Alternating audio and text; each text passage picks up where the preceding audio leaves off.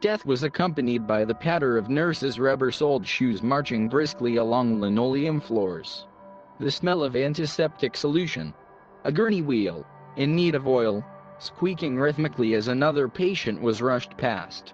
Starchy white sheets, and the sharp and angular shapes of nurses' headdresses. My body revolted against the crisp order and violent expulsions of browns, greens, and yellows against the bleached hospital whites. Veins stood out on my small, pale neck and spittle flew from my mouth as I screamed. The cool bed sheets, tucked with neat in stern hospital corners, were twisted into angry, damp knots against my writhing body. I am ordinarily a neat and demure person, so you can imagine my cringing in horror at this loud, violent, and messy departure. I shudder when my mind, invariably, drifts to remember it. I am happily brought back to the present by the distant iron clang of the cemetery gate. There's a reassuring and settled sameness about death. A contentment. Cool, mossy, and stone-strewn. Calm and painless. Life was harder, stressful. My father worked long days in crumbling mining tunnels cut deep into the earth. He would return with his face etched deeply with coal dust, collapsing into easy snores on the small, hard bed. I remember, too, my mother's mouth, tight-lipped with constant worry, and concealing two chipped front teeth. I remember my baby brother screaming with hunger and cold. The frigid earth was chipped open by large-shouldered men with axes and spades when that brother died before the spring melt. Of course there were some joyous moments, things I recollect with nostalgia. There is one thing I remember with a thrill of excitement. Alice Aldridge and I on that summer morning. The air was already thick, humid, and buzzing with crickets as we ran to the creek. It was our favorite place in summer, this particular spot, where water gathered, cool and shaded, in a gurgling pool of deep stone. That day, for the first time, we swam naked. Our girlish squeals were loud. We were exhilarated with the naughtiness of it, with the thrilling and mortifying possibility that someone might appear suddenly and see us. When we got out to dress on the warm rocks, I turned to watch as she emerged, serpentine and lithe, from the water. Beautiful, was the thought that arrived, unbidden but suddenly completely obvious, into my mind. We were no longer squealing or giggling. Droplets slid over her small, round breasts. Her nipples were nut brown, and bunched tightly and sharply from the cold water. For a terrifying and intoxicating moment, I imagined licking off the sliding droplets which rolled over her honey-colored skin. She watched me watching her. Her wet, dark eyelashes framed bold and knowing green eyes, like a bewitching goddess. It's difficult, now, to ascertain to what extent Alice Aldridge knew about my sudden and sincere desire to lick her beautiful young breasts, because we both contracted cholera in the following days. She lived, but I died. I waited, aching, but Alice didn't arrive at Highgate Cemetery for another 60 years. As with all of the others, a pile of earth was disgorged for her, in dark and damp clods, worms struggling wetly in the too bright air. Her body was wrinkled and thin, but those sultry green eyes had never dimmed. She had married a man, liar, I thought, and had 5 children.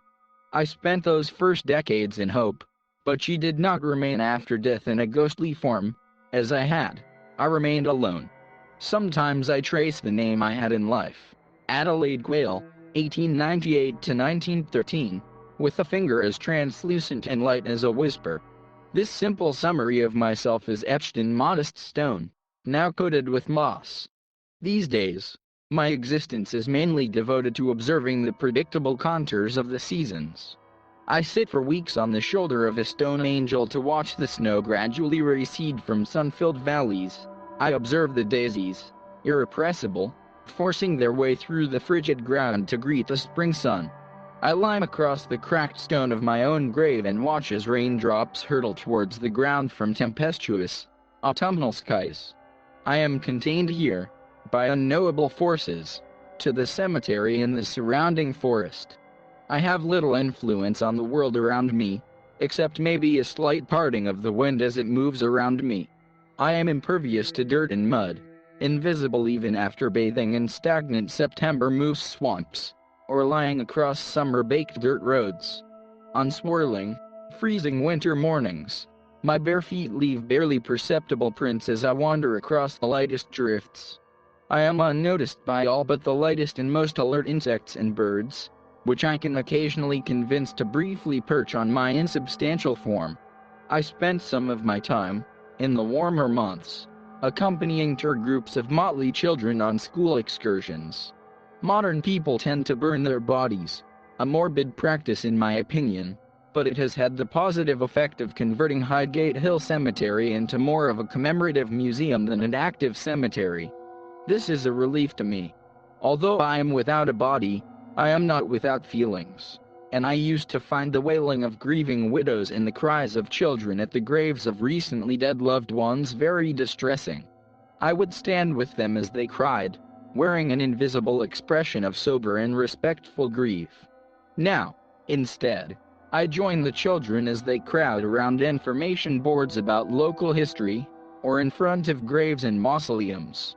On one information board, entitled Coal Creek Settlement, 1890 to 1957, there's a photo of some children from my schoolhouse, taken 2 years before I started there myself. They see us, but they don't really see us, these children of the present day. I've watched, mere inches from their faces, as they observe my contemporaries. I can sense that understanding is lost somewhere in the colorlessness of the black and white image, or in our straight faces. Smiling wasn't in vogue in photographs at the time, or just by virtue of the clothing, which seems strange and old-fashioned to them. We're not so different, you know, I explain, although they don't hear me. The tour guide does nothing to help. My grave, for example, is used to describe the cholera epidemic which gripped the valley in the early 20th century. It was allegedly caused by the town's water supply running through the corpses of men crushed in a mining disaster, not a fact that I reveled in finding out about. Well, there's more to know about me than that, I say, irritably, but this woman was born in 1981, so I can't blame her for knowing very little about history. There is a fir tree near my grave which outdates this alleged expert of the past by 2 decades. She tells the children about my tragic death, at only 15 years of age. This death of mine, she points out, was 1 year before the outbreak of the Great War. This provides a convenient segue to shepherd the trotting children to the next stand of graves. Some days I find it insulting that my death is used as merely a pivoting point towards more important and famous deaths, but perhaps I'm being overly sensitive. The children, by this point, are usually glazed. This is unsurprising. How can children root themselves in the shifting sands of the past with facts and figures? 60 men dead in a mine collapse in 1913 at Coal Creek. 20 million dead in the First World War. Better to tell them that Bert Lawrence, visible in the front row of the schoolhouse photo, has a visibly wet nose because he cried on the first day of school. Or that the frizzy-haired Maggie Aldridge, middle right, sister of the aforementioned Alice, was in love with Thomas Woodbine, back right. Or that we would all have snowball fights outside of the schoolhouse when school finished on the last day before our Christmas break. If only I could tell them, I think, with wicked glee, about Alice, wet breasts glistening, smiling at me with sultry confidence. Then they would understand, I think, that the young people in the faded photograph were not so different from themselves. On a cool autumn morning, one girl, from among another group of shuffling and sniffing school children, looked at my grave and said, to no one in particular, Adelaide Quayle. Adelaide, like the city in Australia, and Quayle, like the bird. Her alert green eyes regarded my name with interest. I felt seen, recognized, celebrated. Yes. I cried, unheard. Exactly. That's me. I followed the green-eyed girl, endeavoring to be helpful by giving unheard but correct answers to the questions on the worksheet secured in her clipboard. I reluctantly farewelled her when her group left through the wrought iron gates 45 minutes later. I obsessed over the minutiae of this meeting for glorious and delightful hours afterwards. Imagine my shock and joy when the girl, my new Alice, walked through again only a week later, wrangling an exuberant, golden puppy on a leash. I walked with them from one gate to the next, telling her about the changing of the seasons, about the hospital with its clean, white surfaces, about my family, and about the schoolhouse. I told her that we could run together through the long grass once the weather warmed again. We could run to the creek. I could show her the spot, the cool, sheltered spot where the water is deep. The air would be hot, and we could drape our dresses on the warm rocks while we swam together. The first sprinkling of snow dusted the tops of the immense, distant ranges, an event I usually watch for, but I was too distracted to notice. Being unseen and unheard had previously only been a mild annoyance, but now it was torturous. Alice arrived most days in the evenings, dog on leash, traveling from gate to gate, presumably as part of a larger loop. I screamed in agonized frustration each day as she left me, yearning to be seen, to be known, to touch and be touched. Inspiration came one morning when I observed a dew-covered spiderweb, branching and complex, ordinarily invisible, but illuminated by its wetness in the bright morning sun. Nearby, a hummingbird was extracting nectar from a group of flowers. I hardened my heart and reached for the small bird. Unsure what force my invisible fingers could produce, I was as shocked as the hummingbird when I was able to grasp its tiny, almost weightless body. I twisted its neck decisively, raised it to my lips. My invisible and blunt but persistent teeth tore at the sinewy body. Feathers twisted and fluttered to the damp earth as warm, small organs burst against my lips. Blood and entrails ran down my chin, coating my mouth and face. The wait for her was tortuous. I distractedly observed yellowed leaves fluttering to the ground from the oak trees on the hill. Finally, the light started to ebb from the afternoon, turning the sky into a dusty gray.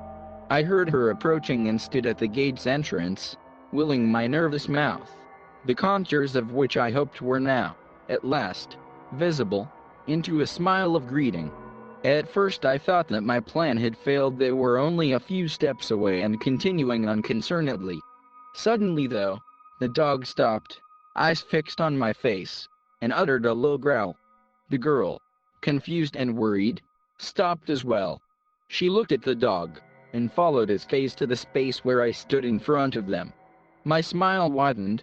I was exhilarated by my scheme, ready, for the first time in over a century, to be seen.